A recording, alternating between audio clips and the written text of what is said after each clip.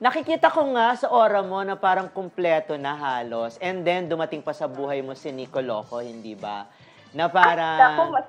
Oo, na parang nagbibigay din sa'yo ng inspiration dahil napaka-supportive din ng boyfriend mo ngayon sa karera mo. Super supportive, yes.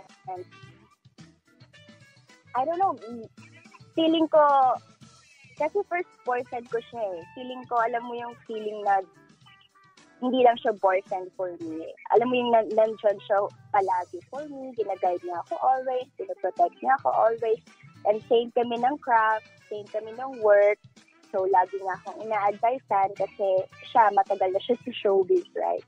So ako, medyo bago pa lang ako sa showbiz, so never niya akong hindi binigyan ng guidance for that. Alam mo, nakakatuwa kay Nico, compared dun sa ibang mga aktor, na mga Pinoy actor. Kasi nung na-interview ko kayo, hindi ba, dun sa Sandwich na special screening, no, MediaCon, nakikita ko yung expression niya kapag tinatanong ka niya, siya yung ayaw na, alam mo, i-deny yung relasyon ninyo. Parang gusto niyang ibalandra. Yeah. Tama, di ba, no, Chris? Ikaw pang medyo parang hesitant pang mga ganun. Pero nakikita ko yung reaction. Naku, sabihin mo na parang ganun siya, hindi ba?